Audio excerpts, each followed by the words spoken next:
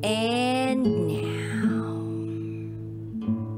it's time for DJ Rocky's Secret Files.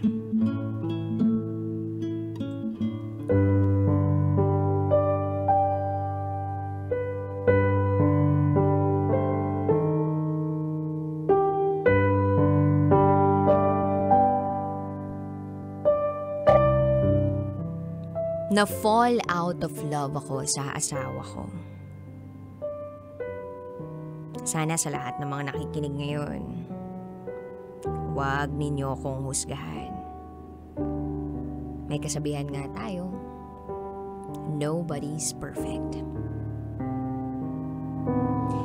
Hindi ko alam, DJ Rocky, kung saan at paano ko sisimula ng storya ng buhay ko.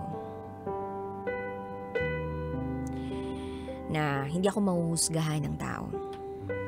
Pero gaya nga ng sabi ng iba, may kanya-kanyang opinyon ng tao. May taong kayang umintindi at meron din namang hindi. Lalo na sa sitwasyon ko. Itago mo ko sa pangalang Miss A. 33 years old. At kasalukuyang nasa ibang bansa. This is my secret file. When I was 16 years old, nakilala ko ang lalaking magpapatibok ng puso ko. Pinsan siya ng best friend ko. Kitang-kita ko sa kanya yung pagiging responsable niya. Kaya ako siya nagustuhan. Imagine, he was 35 years old that time. At ako, 16 years old. Pero sabi nga ng la, age is just a number.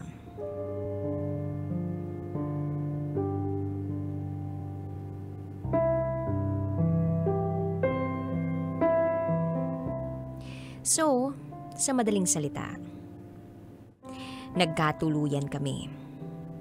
Nagsama kami. At habang magkasama kami, doon ko mas lalong nakikilala ang taong ito. Away ang nangyayari sa amin. But then, na-realize ko na mahal ko pa rin siya. Kahit na may mga hindi kami napagkakaunawaan. Away bati. At sabi nga nila, yun daw ang magpapatibay ng relasyon ninyo. After a year, hiniling ko na mabuntis ako. Binigay naman ni Lord yon sa amin. I was 18 years old nang isilang ko ang panganay namin. Baby boy.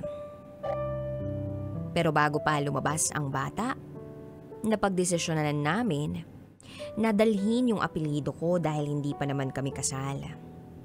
Pumayag naman siya. Kaya ang nangyari sa birth certificate ng anak ko, walang tatay. Pero yung relasyon namin walang nagbago. Mahal ko siya. Ramdam ko rin namang mahal niya ako. Andun pa rin yung hindi naiiwasan na nagkakasakitan kami dahil sa mga away namin. Pero tuloy pa rin ang pagsasama namin. Then 3 months after kong isilang ang panganay namin, nag-decide siya na ipadala yung anak namin sa kapatid niya na uuwi ng probinsya para dun binyagan. Pumayag ako kasi ang sabi niya, susunod siya doon para sa binyag. Pero wala siyang plano na isama ako pag uwi niya ng probinsya. At that time, binigay ko na yung anak ko sa ate niya. Durog na durog ang puso ko. Iyak ako ng iyak. Para akong nanakawan ng anak. Kung nalaman ko lang na wala pala siyang balak na papuntahin ako doon sa probinsya. Di sana, hindi na lang ako pumayag. Nagmakaawa ako sa kanya na isama niya ako pag uwi niya. Naawa naman siya sa akin kaya sinama niya ako. Araw ng binyag ng anak namin, nagkagulo kaming mag-asawa dahil nagselos ako. Masyado kasing mapagbiro yung asawa ko sa mga babae. Kakilala man niya o hindi. So sabi ko, uuwi na kami ng anak ko sa Maynila. Ihatid mo kami sa may sakayan kasi hindi ko kabisado dito.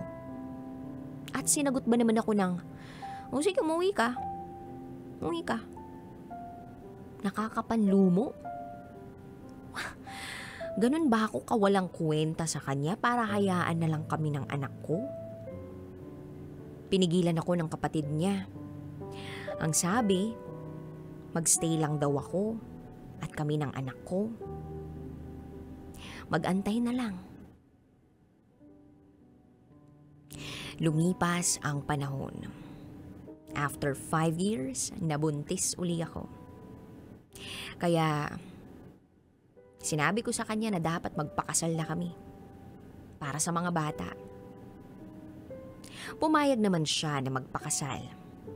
Pero nung una ayaw niya talaga na magpakasal sa akin. Wala napilit ko siya para sa mga anak namin. Grabe, no?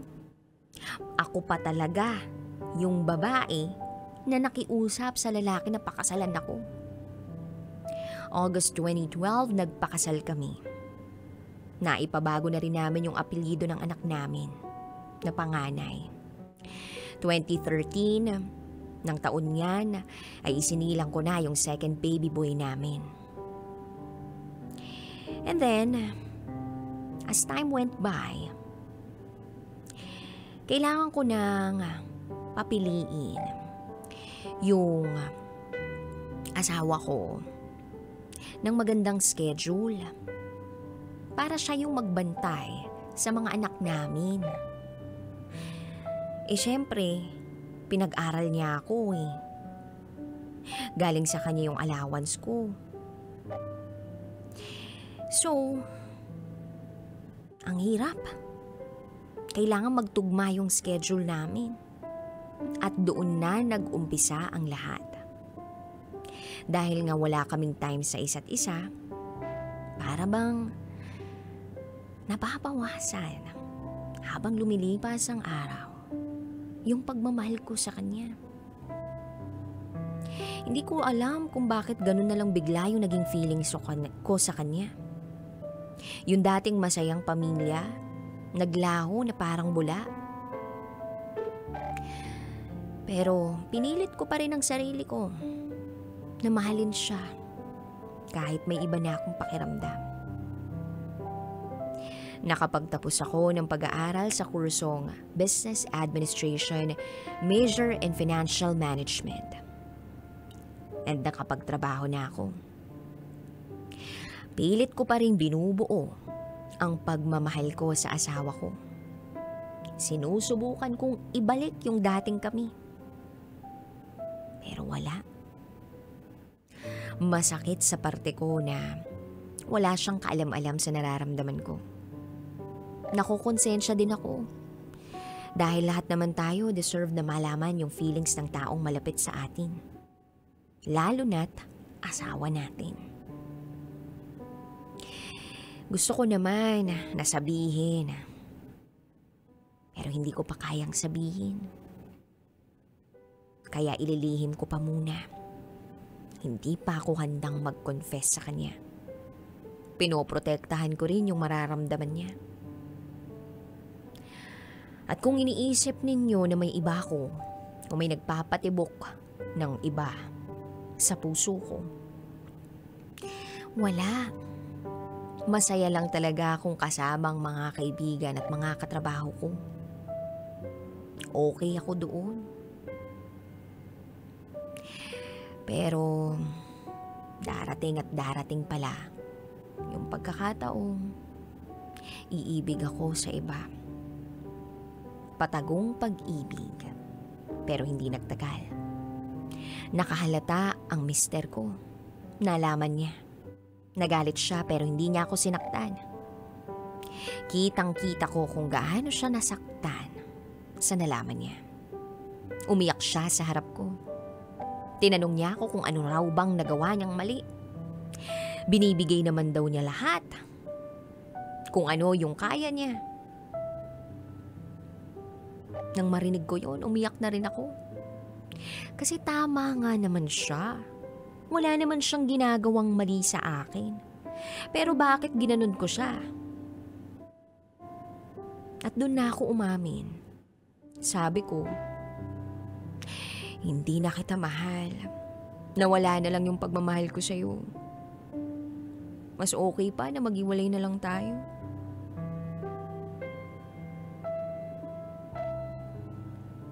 Pagkarinig niyang yun, natigilan siya. Pero kitang-kita ko pa rin sa mga mata niya yung sakit na nadarama niya. Hanggang sa nakahanap na siya ng lakas para makapagsalita at ang sabi, yung mga anak natin, paano naman sila? Nakiusap siya sa akin, DJ Rocky, na ayusin namin yung relasyon namin para sa mga anak namin. Kaya ayun, nagstay ako sa kanya para sa mga anak namin. Pero alam ko sa sarili ko na wala na yung pagmamahal ko sa kanya. Sa loob ng 14 na taon naming mag-asawa, ilang beses lang kaming nagtabi sa higaan. Ang dahilan niya, ayaw niya na maistorbo sa pagtulog. Dahil mabilis siyang magising. Matagal bago makatulog uli. Naintindihan ko naman siya eh. Kasi nga may trabaho pa siya. Kailangan kong tiisin lahat ng yun para sa mga bata. Lumipas ang ilang taon. Nag-decide akong magtrabaho. At isa sa dahilan kung bakit ako nandito sa ibang bansa, dahil sa sitwasyon namin ng asawa ko. Ayoko na yung pakiramdam na pinipilit ko na lang yung sarili ko na makisama sa taong hindi ko na mahal. Okay naman ang relasyon namin ng asawa ko. Ngayong nandito ako sa ibang bansa. Okay kami as parents ng mga bata. Bira ko siyang makakausap, madalas yung anak ko lang. Pero yung sweet na usapan, I love you, wala na kaming ganun. Hindi ko na rin alam kung anong nararamdaman niya para sa akin. Ayoko na rin namang magtanong. Gustuin ko mang makipag-iwalay sa kanya ng tuluyan pero hindi ko magawa eh. Sa sobrang pagmamahal ko sa mga anak namin, hindi ko kayang makipag-iwalay sa taong hindi ko na mahal.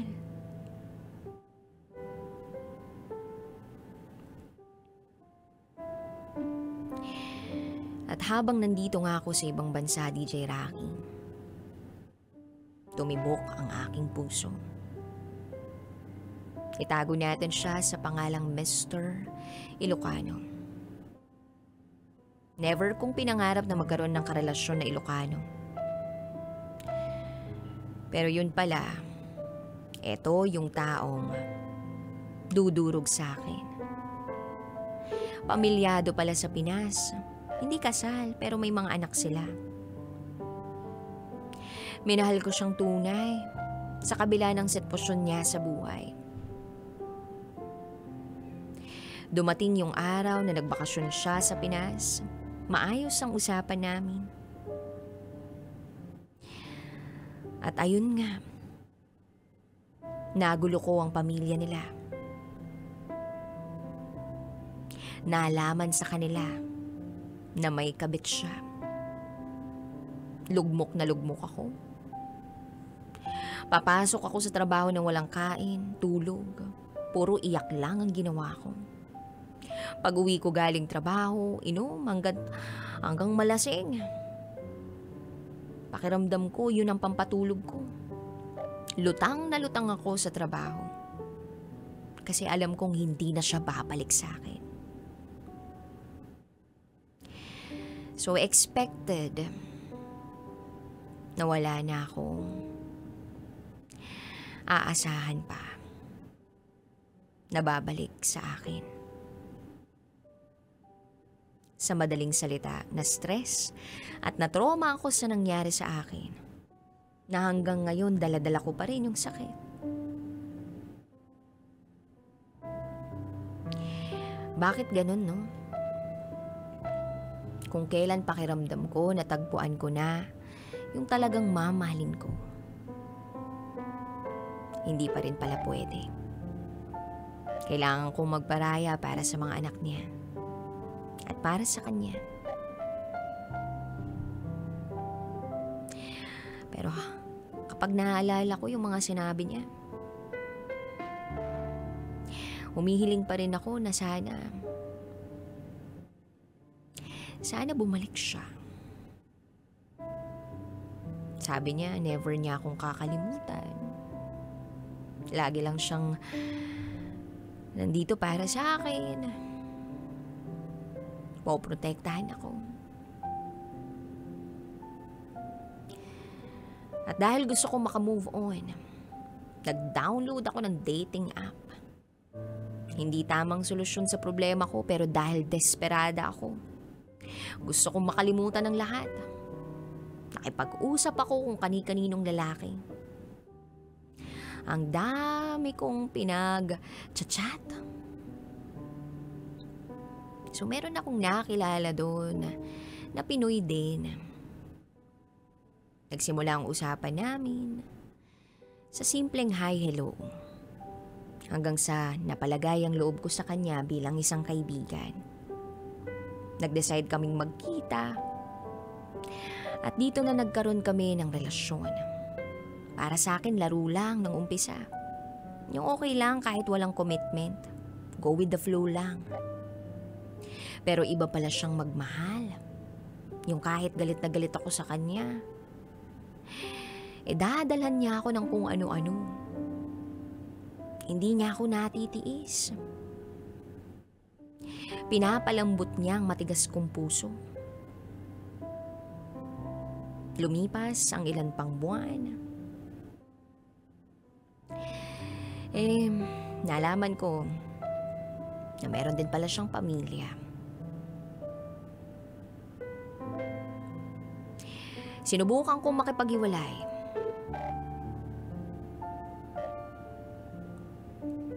Pero porsigido siya. Ilang beses yun. Hindi siya sumusuko. At doon na ako nahulog sa kanya. Then one day, nagka-problema kami. Stricto kasi dito. Galing ako sa part-time ko, sinundo niya ako. Pagbaba ko, sumakay ako sa likod ng sasakyan. Nang biglang may pulis na humarang sa amin. Takot na takot ako. Hinarang kami habang papalapit yung pulis sa amin. Sabi ko sa kanya, mahal, may problema pa naman yung papel ko.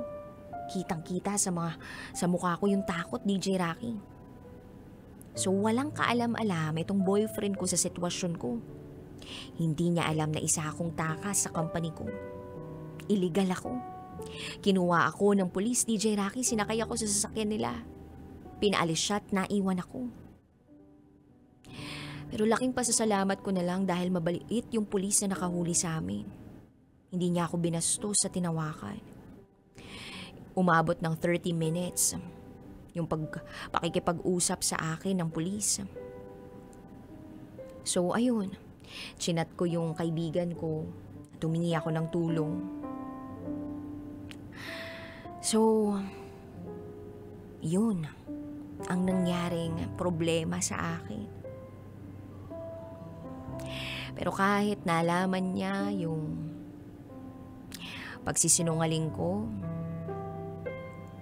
at nalaman niya na isa pala akong tagu-doon, tinanggap niya pa rin ako. Kung tutuusin, pwede siyang madamay. Pero hindi niya ako pinabayaan. Napagdesisyonan naming ayusin yung papel ko. Lagi niya akong pinupush na ayusin. At sinikap ko nga na maayos yun. Hanggang sa naayos ko na nga yung papel ko. Dahil legal na ako dito. Sa ngayon, okay kami bilang magkarelasyon. Ramdam ko yung pagmamahal niya sa akin. Alam kong mahihirapan kayong intindihin yung sitwasyon ko. Alam kong maraming manghuhusga. Pero tao lang ako. Naging marupok. At sa lahat ng makaiintindi, maraming salamat po. Hanggang dito na lang po, DJ Rocky. Muli, ako si Miss A. At ito, ang aking secret file.